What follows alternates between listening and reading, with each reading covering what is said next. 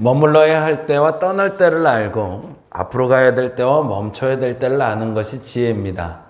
나는 지금 어디에 서 있는가도 중요하지만 지금 내가 선 자리에서 멈춰야 될지 가야 될지 그리고 때론 무엇을 해야 될지 질문하며 답을 얻어가는 우리 되게 하여 주시옵소서.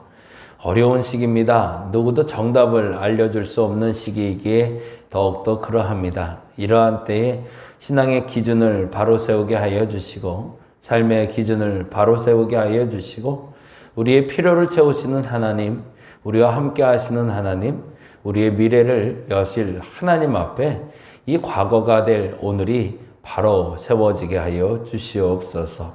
오늘을 바로 살지 아니하며 내일을 기대할 수 없사오니 오늘을 바르게 살아가게 하여 주시고 내일을 기대하는 저들 되게 하여 주옵소서. 다시금 요청드립니다. 오늘을 바르게 살며 내일을 기대할 수 있는 것이니 오늘을 바르게 살아 내일이 저들에게 예비되게 하여 주시옵소서. 감사합니다. 고마우신 예수님 이름으로 기도드렸습니다. 아멘, 아멘. 오늘은 민수기 계속 보고 있고요. 8장부터 10장을 보는 날인데요. 10장 말씀 볼게요. 10장 29절에서 31절까지만, 32절까지만 볼까요? 10장 29절에서 32절. 여러분이 다 아시는 본문이긴 하지만 우리 같이 한번 보도록 합니다. 10장 29절에서 32절까지 우리 같이 한 목소리로 천천히 읽어보겠습니다. 모세가 모세의 장인 미디안 사람 르우엘의 아들 호밥에게 이르되 여호와께서 주마하신 곳으로 우리가 행진하나니 우리와 동행하자. 그리하면 선대하리라. 여호와께서 이스라엘에게 복을 내리리라 하셨느니라. 호밥이 그에게 이르되 나는 가지 아니하고 내 고향 내 친족에게로 가리라. 모세가 이르되 청하건대 우리를 떠나지 마소서. 당신은 우리가 광야에서 어떻게 진칠지를 아나니 우리의 눈이 되리이다. 우리와 동행하면 여호와께서 우리에게 복을 내리시는 대로 우리도 당신에게 행하리이다. 아멘. 오늘은 8장부터 10장까지 보는 날인데요. 8장은 이렇게 적어 놓으시면 좋겠어요. 레위인의 역할은 무엇인가?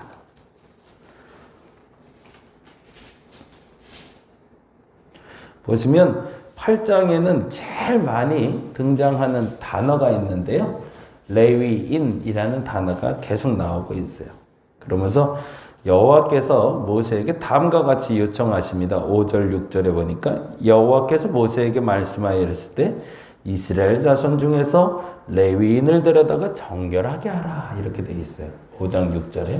그러면서 레위인을 어떻게 정결하게 하며 그래서 그들은 뭘 드려야 되고 그래서 그들은 무슨 일을 해야 되는지를 설명하는 것이 바로 민수기 8장 얘기가 됩니다. 그래서 정결법에 대해서 나오게 하고 9절에도 또 레위인, 10절에도 레위인이 계속 나와요. 그래서 레위인이란 어떤 일을 하는 사람이고 언제까지 일하는 사람이고 무엇을 하는 사람인지를 구별해내는 작업, 그 작업을 하는 것이 8장입니다. 그래서 레위인의 역할은 하면서 레위인은 어떤 사람인지 그리고 어떻게 속죄하는지 어떤 일을 하는 건지 뭐 이렇게 적어보시면 지금 우리 제사장 레위인이라 불리는 성소에서 일하는 우리 목회자들, 사역자들이 어떤 기준으로 일해야 되는지를 조금 점검해 볼 수 있을 것 같아요. 그리고 9장 말씀은 두 번째 6월절에 있었던 일은 이렇게 적어 놓으시면 좋을 것 같아요. 두 번째 6월절에 있었던 일은 참 특별한 거죠. 그렇죠? 6월절이란 경험을 한 지 꼭 1년이 됐다는 거예요. 그리고 1년이 된 후에 이 6월절을 어떻게 지킬까? 그 규례를 정하는 첫 6월절이야 진짜 뭐 밤에 도둑 들듯이 갑자기 일어난 일이잖아요. 갑자기 뭐 어린 양을 잡아라, 문설주에 발라라, 뭐가 어떻게 될지 모르겠는데 막 전쟁통에 막 그 긴장되는 상황에서 막판에 막 밤에 두려운 가운데 막 이렇게 시작된 게 6월절이었는데 그 6월절이 생각해 보니까 벌써 1년이 됐네 그런 거죠. 근데 그 1년에 대한 감독이 아직 여운이 가시지 않았는데 문제가 발생한 거예요. 사체를 만져서 6월절을 못 드리는 사람. 그 사람이 걱정이 되는 거죠. 남들은 다 6월절 지키는데 난 어떡하지? 그래서 두 번째 6월절에 있었던 일은 이라고 적어 놓으시고 그 사체를 만진 자에게 어떻게 그 법을 정해가고 있는지를 한번 살펴보시면 하나님이 주시는 복에 절대성이란 없구나라는 걸 알게 돼요. 하나님은 원칙을 중요시하시는 분이긴 합니다. 그러나 그 원칙을 벗어난 일에 대해선 충분히 숙지하고 받아들일 용의가 되어 있는 분이시라는 거죠. 그것은 무조건 안 된다만 말하는 분은 아니에요. 어떤 자세로 하나님께 나오냐에 따라서 하나님은 변칙이라면 변칙이고 그 방법을 달리 하실 때가 있더라. 그 이야기를 9장에서 하고 있습니다. 이게 절대적인 원칙이란 존재하지 않는다. 그 사람의 형편에 따라 그 사람의 상황에 따라 가장 적절한 방법으로 그 6월절을 지키게 하는 것이 옳다라고 얘기해요. 이게 결론적으로는 그래서 그 사람은 지금은 사체를 만져서 부정하니까 지금 당장은 아쉽지만 6월절 행사에 참여하지 못해도 이후에 정결례가 끝난 다음에 홀로라도 그 6월절을 지키게 하라라고 얘기해요. 이미 그때부터 그 시간 개념을 완전히 깨버리신 거죠. 스스로가 하나님께 드리고자 하는 마음이 있을 때 언제든지 그때도 드릴 수 있고 그것도 하나님은 기쁘게 받으신다라고 이야기하고 있는 겁니다. 이제 9장의 두 번째 6월절 얘기인데 아주 재미난 얘기가 9장 15절부터 시작이 돼요. 9장 15절은 유례가 없는 이제 사건이고 앞으로도 우리가 볼 일이 그렇게 많지 않은 사건인데 이스라엘 백성들이 진군할 때 출발할 때 있었던 일. 뭐가 있었죠? 출발할 때마다 구름기둥, 불기둥이라는 아주 멋진 성막을 중심으로 성막에서 하나님의 영광의 구름이 떠오르면 그러면 전진, 불이 떠오르면 멈추고 뭐 이런 일. 그 일에 대해서 설명하는 게 바로 9장 15절인데 참 재밌죠? 9장 15절 한번 볼까요? 성막을 세운 날에 구름이 성막꽃 증거의 성막을 덮었고 저녁이 되면 성막 위에 불 모양 같은 것은 그냥 불은 아니었네요. 그렇죠? 딸기나무에서 불빛을 본 것처럼 타는 불빛이 아니라 뭔가 불 모양 같은 것이 나타나서 아침까지 있었다는 거죠. 그러니까 그 불이 멈춰 있으면 멈추고 그리고 16절에 보니 항상 그러하여 낮에는 구름이 그것을 덮었고 밤이면 불 모양이 있었는데 17절 구름이 성막에서 떠오른 때에는 이스라엘 자손이 곧 행진하였고 구름이 머무는 곳에 이스라엘 자손이 진을 쳤으니 18절 이스라엘 자손이 여호와의 명령을 따라 행진하였고 여호와의 명령을 따라 진을 쳤으며 구름이 성막 위에 머무는 동안에는 그들이 진영에 머물렀고 19절 구름이 성막 위에 머무는 날이 오랠 때에는 이스라엘 자손이 여호와의 명령을 지켜 행진하지 아니하였고 그 다음에 혹시 구름이 성막 위에 머무는 날이 적을 때에도 그들이 다만 여호와의 명령을 따라 진영에 머물고 여호와의 명령을 따라 행진하였으며 21절 혹시 구름이 저녁에부터 아침까지 있다가 아침에 구름이 떠오르면 그들이 행진하였고 구름이 밤낮 있다 떠오르면 행진하였으며 무슨 얘기를 하는 거예요? 구름의 움직임에 따라 그들이 움직였다는 것을 너무 상세히 표현한 거예요. 아침에 구름이 떠오르면 바로 출발. 한 달 머물면 그냥 머물고 일주일 머물면 그냥 머물고 그 기준이 뭐다? 구름이다. 근데 정말 구름만이었을까를 설명하는 게 10장이에요. 그래서 오늘 좀 계속 읽었는데요. 10장은 이렇게 답을 질문을 적어 놓으시면 구름과 나팔 그리고 라고 해 놓으시면 좋을 것 같아요. 구름과 나팔 그리고 재미난 거예요. 하나님은 분명 구름도 주셨고 불도 주셨어요. 그리고요, 사실은 구름과 불만 보면 아, 구름이 떠오르네, 가야겠네 라는 건 모세, 아론, 이스라엘 지도자들은 다 알아요. 근데 어린애들이 말을 못 들을 수도 있고요. 200만이라는 사람들이 움직여야 된단 말이에요. 그래서 각 진영에서 나팔을 불게 하는 겁니다. 뿌 하고 양나팔을 불면 아, 갈 때야. 아, 멈출 때야 라고 알 수 있도록 누구의 도움을 필요로 한다는 거죠? 구름은 하나님이 만들어 주시고 불도 하나님이 만들어 주셨지만 구름과 불이 움직일 때 그를 동역하는 사람들이 있어야 된다는 거죠. 미처 그것을 발견하지 못하고 준비하지 못하는 사람이 없도록 나팔수가 있어야 된다는 거예요. 근데 그 나팔수가 실질적으로 움직이는 동력이 되나요? 아니요. 그건 아니에요. 나팔수는 그냥 나팔수일 뿐이에요. 이 이스라엘 백성들을 움직이는 동력원은 하나님이세요. 하나님이 움직이시는 동안 나팔수는 하나님의 움직임에 따라 동역하는 거죠. 그런데 또 하나의 동역이 있더라는 거예요. 구름도 있고 나팔수도 필요했는데 또 하나의 동역자가 필요한데 그게 바로 29절입니다. 같이 한번 읽어봅니다.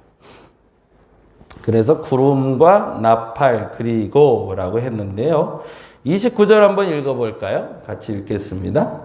모세가 모세의 장인 미디안 사람 르우엘의 아들 호밥에게 이르되, 거기다 동그라미 해놓죠. 혹자는 호밥이 이스라엘 모세의 장인이라는 이야기도 있고 모세의 처남이란 말도 있는데 그게 별로 중요한 건 아니고요. 지금 중요한 건 모세가 광야에 머무는 동안 함께했던 그 유목민이 같이 가고 있다는 거예요. 이들이 합류한 건 아마도 모세가 출애굽한 후에 장인 이드로가 찾아왔을 때였던 것 같아요. 그러니까 출애굽 사건을 본 것도 아니죠. 10가지 재앙을 본 것도 아니고 6월절을 경험하지도 않았어요. 이들은 언제 온 거죠? 광야에 나와서 정착해 있을 때 왔어요. 제가 이 말을 강조하는 이유가 있어요. 그 다음 말 때문에 그러는데요. 30절 볼까요? 호밥이 그에게 이르되 나는 가지 아니하고 내 고향 친척에게로 가리라 라고 얘기해요. 왜 호밥이 집에 가고 싶을까요? 집에 있는 게 더 낫거든요. 낯선 사람들하고 계속 내가 같이 여행하는 게 별로 재미도 없고 그냥 안정된 집으로 가고 싶었던 거죠. 근데 달리 말하자면 30절 때문에 그렇습니다. 30절 한번 볼까요? 모세가 모세의 장인 미디안 사람 르우엘의 아들 호밥에게 이르되 여호와께서 주마하신 곳으로, 주마하신 곳이 어디예요?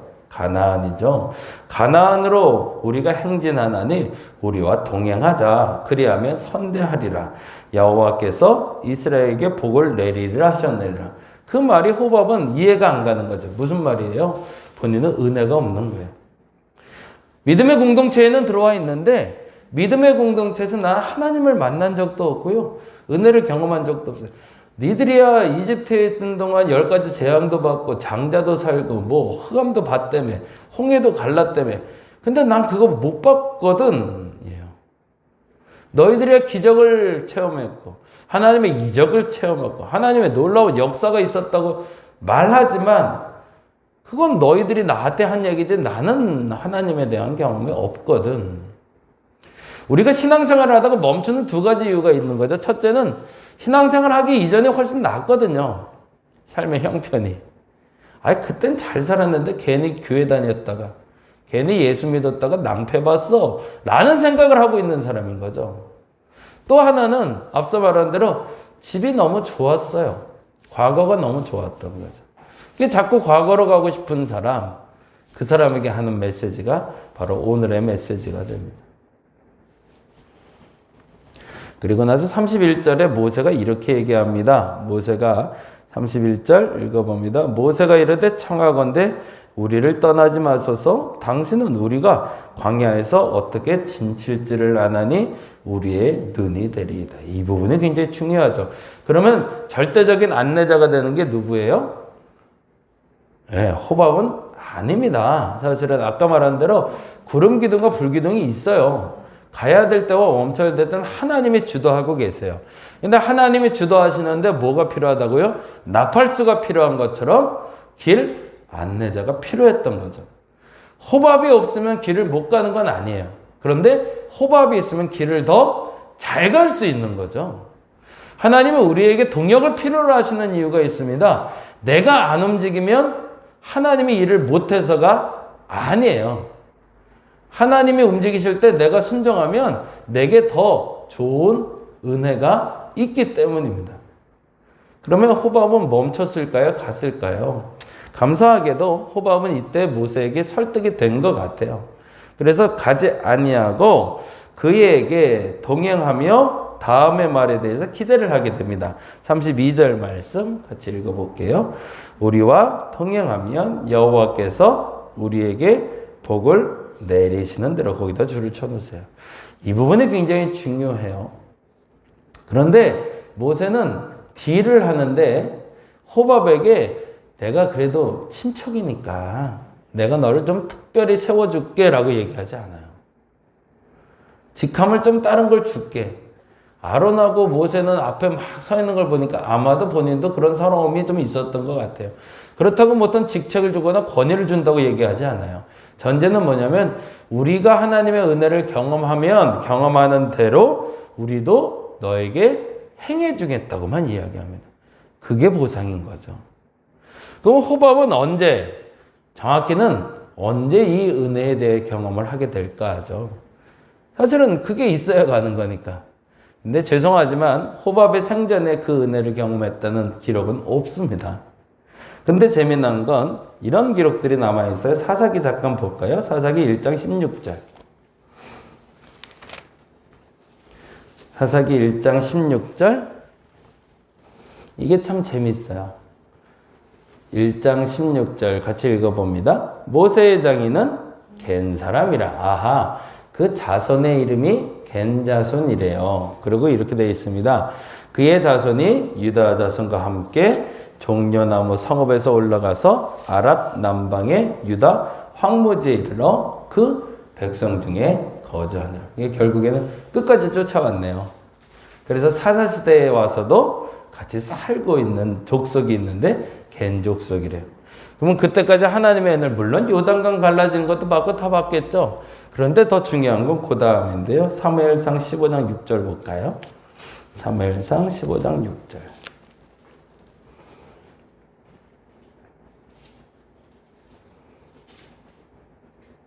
여기까지만 볼게요. 15장 6절 같이 읽어봅니다. 사무엘상 15장 6절. 사울이 뭐라고 되어 있죠? 겐 사람에게 있죠. 거기다 동그라미 해놓고 가죠. 그러면 나중에 이 본문 볼 때 이해가 되실 것 같아요. 사울이 지금 아말렉하고 전쟁을 하려고 그래요. 근데 아말렉 진영 중에 겐 사람이 들어가 있는 거예요. 근데 전쟁 전에 사울이 부탁을 하는 겁니다. 이렇게 부탁을 해요. 6절 읽어봅니다. 사울이 겐 사람에게 이르되 아말렉 사람 중에서 떠나가라. 그들과 함께 너희를 멸하게 될까 하노라. 이스라엘 모든 자손이 뭐한대요? 애굽에서 올라올 때 언제를 얘기하죠? 지금 읽었던 그 본문이죠. 모세 때 호밥의 자손 너희가 같이 올라온 걸 내가 알고 있다. 언제 기억이에요? 이거는 사울 때예요. 그러면 이미 시간이 얼마나 많이 흐른 거예요. 근데 이스라엘 백성들은 그때의 그 선대의 기억을 기억하고 지금도 겐 자손에게 그 선대를 베풀고 있다는 얘기죠. 그래서 이렇게 얘기합니다. 6절 다시. 사울이 겐 사람에게 이르되 아말렉 사람 중에서 떠나가라. 그들과 함께 너희를 멸하게 될까 하노라. 이스라엘 모든 자손이 애굽에서 올라올 때에 너희가 그들을 선대하였느니라. 그때의 은혜를 지금 내가 너희에게 갚겠다는 거죠. 대단한 민족이죠. 한 번 약속을 언제까지 지켜야 되는지를 아는 거죠. 그래서 겐 사람들은 그 아말렉 전쟁에 휩쓸리지 아니하고 그 자리를 피하게 됩니다. 그래서 구조받게 되죠. 하나님 앞에 은혜를 누린다라는 시간이 언제까지라고 정해져 있지는 않습니다. 근데 하나님은 반드시 보답하신다는 거예요. 그 어느 순간에 그 어느 누구에게든지. 근데 중요한 것은 은혜를 지금 체험하지 못하기 때문에 없는 것 같아. 아닌 것 같아. 옛날이 좋았는데 라고 떠나고자 한다면 그냥 그것으로 끝이라는 거죠. 근데 만일에 그것이 하나님과의 동역과 그리고 이후에 있을 은혜를 있음을 믿는다면 오늘은 전진하는 것이 옳다라는 겁니다. 여러분의 달란트로 하나님 앞에 쓰임 받을 수 있는 것이 있다면 오늘도 순종하고 한 걸음 더 전진할 수 있는 오늘 한날 되시길 바랍니다. 호밥의 행동처럼 조금 이렇게 아닌 것 같은데 에이 이 정도면 됐지 뭐 라고 여겨졌던 그 순간에도 멈추지 마시고 함께 동역하셔서 하나님이 여러분에게 주시는 그 은혜를 끝까지 다 누릴 수 있는 여러분 되시기를 간절히 바랍니다. 기도하겠습니다. 호밥이 그 자리에서 멈췄다면 사무엘상에서 있었던 일들은 일어나지 않았을 겁니다. 이스라엘 백성들은 한 번의 선대를 끝까지 그 선대로 보답하고 있음을 봅니다. 우리의 약속도 그러하게 하여 주시고 신앙이 지쳐서 혹은 신앙의 변화가 없어서 무뎌진 이들에게 독려하고 격려하여 함께 걸어갈 수 있는 우리 공동체 되게 하여 주옵소서. 아직은 뚜렷한 은혜의 경험이 없고 길이 보이지 않아도 반드시 그에게도 하나님의 은혜로 보답하실 줄 믿사오니 혹여 내 주변에 그런 이들이 있다면 그들을 위해 기도하게 하시고 내가 지금 그런 상태에 와 있다면 지금 멈추지 않고 한 걸음만 더 전진하게 하여 주시옵소서. 감사합니다. 고마우신 예수님 이름으로 기도드렸습니다. 다 같이 기도하고 돌아가겠습니다.